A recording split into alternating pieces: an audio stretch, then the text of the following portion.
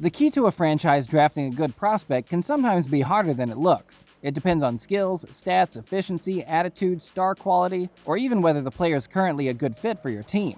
Back in 2013, Giannis Antetokounmpo found himself down at number 15 in the first round of the NBA draft. Giannis Antetokounmpo. Today we take a look at the 14 players drafted above Giannis. Be sure to click the subscribe button and check out the links in the description for more latest hoops content.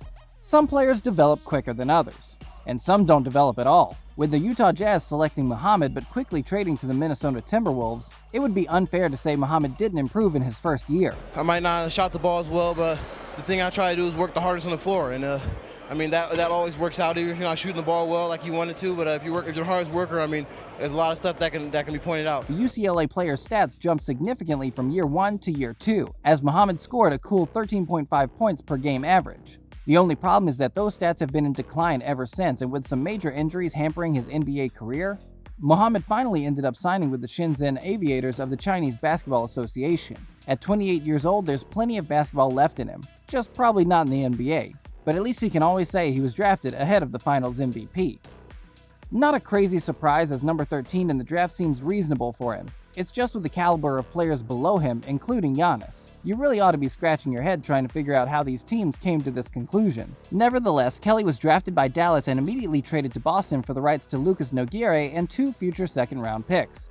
The 6'11" Canadian had a great start to his NBA career, being named in the NBA All-Rookie Second Team in 2014. After 4 seasons at Boston, Olynyk found himself at the right end of a good beginning in Miami. His three-point production increased, and in 2020 he averaged a career-high 40.6%, as Miami heated up for a playoff run which would take Olynyk to his first-ever NBA Finals. Following a draft pick swap for Victor Oladipo, Olynyk doubled his assets in points per game last season with 4.1 assists per game and 19.9 points per game. At 30 years old, the tall and versatile power forward and center seems like he has at least another good 5 to 6 years left to be a solid role player, or maybe even that experienced veteran starter so many teams crave for these days.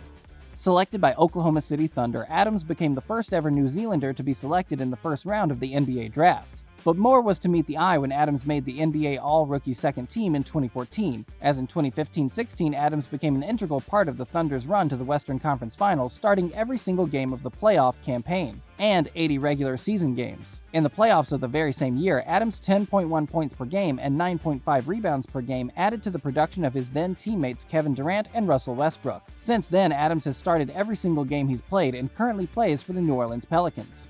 It's fair to say Carter Williams made a statement of intention in his first year in the NBA. He was named Rookie of the Year following a 40.5% field goal percentage and still a career-high 6.2 rebounds per game with another career-high 16.7 points per game average. But that's the issue, isn't it? He's been in the league for 8 seasons and still his rookie season boasts career highs in rebounds and points per game. By no means is he old, but he's not young either. And other than a good performance in the playoffs with Milwaukee in 2015, we haven't seen the spark that propelled such an opening splash. But for now, competing with Markelle Fultz and new young gun Jalen Suggs at the Magic isn't the easiest thing in the world. Let's hope we see a more reinvigorated Carter Williams this year, who has also had his fair share of injury problems and deserves another shot.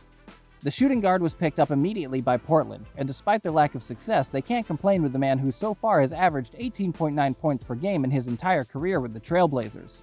Not only was he named the NBA's most improved player in 2016, but he also added a much-needed 24.7 points average to the Blazers' 2019 playoff run, which saw them reach the Western Conference Finals. This Lehigh Mountain Hawks graduate did enough to turn heads with a game-high 30 points to defeat a second seed as only the 15th seed. The Blazers took a risk, and it paid off.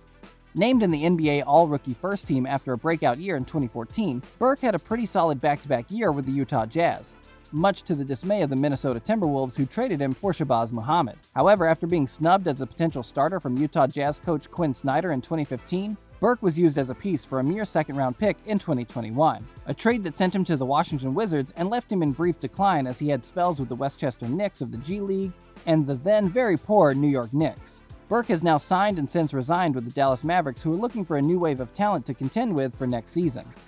A name very relevant this summer after a big move out of LA following a Lakers trade for Russell Westbrook, sending him, Kuzma, and Harrell the other way, KCP will be forever remembered as the man who helped get it done in the 2020 finals. A player without much glamour to his individual career, but with everything to be proud of as he has an NBA championship under his belt. And what's more, he played a huge part. Late points in a Game 6 finals from Caldwell Pope got LeBron his 4th ring. This 28-year-old shooting guard only grows in confidence too. Despite his off-the-court antics, Detroit should never have gotten rid of him. No major individual accolades, but a shooter who's improving his game has his career highlights buying into small ball at Houston with a career-high 44.4% from the field and 40% from the three-point line. Ben currently resides with the Lakers, but looks like he's on the move to the Blazers in free agency. The coaches never quite bought into him in LA, so it's no surprise he could be on his way once again. Let's hope he's got the U-Haul van on speed dial.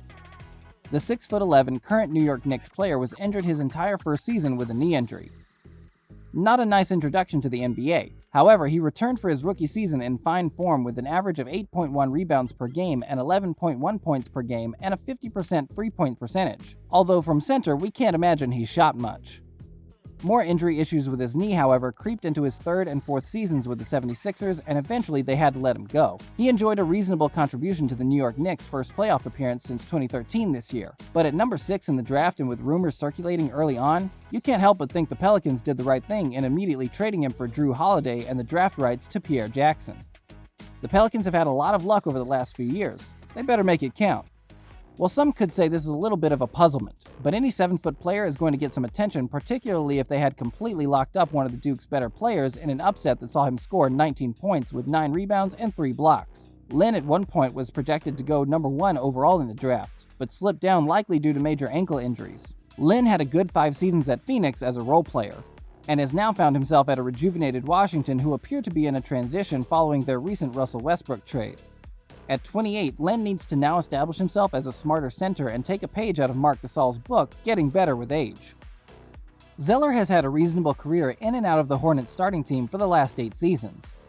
There's not much more to say really, as he's been consistently good and has grown into his role exponentially over the years. The other thing which is quite important to mention is that he has moved west after he struck a deal last week with the Portland Trail Blazers. Could be his calling, particularly if Dame stays. Selected 3rd by the Washington Wizards, Otto Porter Jr. offered good production for the most part of his career, but has been blighted by injuries in the latter half at Chicago, and now plays for the Orlando Magic. We hold out hope, but the man has only played a combined 57 games in the last 3 seasons. A 2-time NBA All-Star, the NBA Most Improved Player of 2018, and an NBA All-Defensive First Team. This guy was worth his weight in gold as the Magic picked up Serge Ibaka in return for his initial production.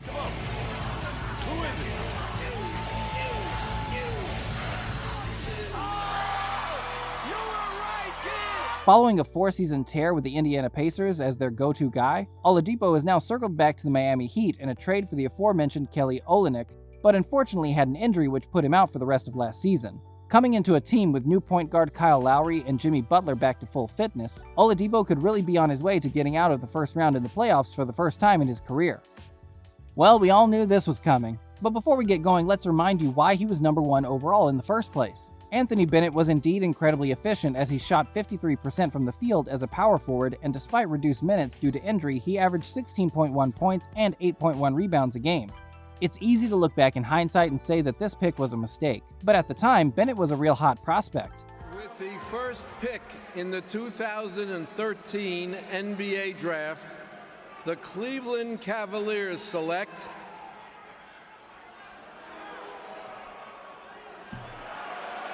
Anthony Bennett of Toronto, Canada, and the University of Nevada, Las Vegas. The problem was the Canadian couldn't keep it up. After a lack of confidence in their player, Cleveland gave in to media pressure that Bennett wasn't fulfilling his potential, and so they put him through Summer League and ultimately traded him to the Timberwolves for Kevin Love in return. There he barely started a game, and the Timberwolves waived him after just 1 year, where he returned to the Toronto Raptors near his hometown of Brampton in Ontario. Requesting to drop down to the D-League, the Raptors eventually had their fill and waived him too. The ball into Bennett. Bennett, you only have 2 seconds to go. Puts it up, gets the shot. 0.2 seconds to go. Bennett the savior. What a shot right there. A bittersweet career so far boasts at least a EuroLeague championship. But at 28, for Bennett, what could have been a future that seemed so bright? 14 places above Giannis and above many more who have stepped into the limelight recently, such as Rudy Gobert, Dennis Schroeder, and Tim Hardaway Jr., who were all part of the same NBA draft. Sometimes things don't work out the way you want them to, but again, at least he can always say he was on top of the world, even if it was just for one night. Which of these draft players surprised you the most? Comment below to let us know your thoughts, and be sure to subscribe for more. And don't forget to turn on notifications so you never miss another one of our videos. We'll see you next time, latest Hoops fans. Until then, keep shooting your shot.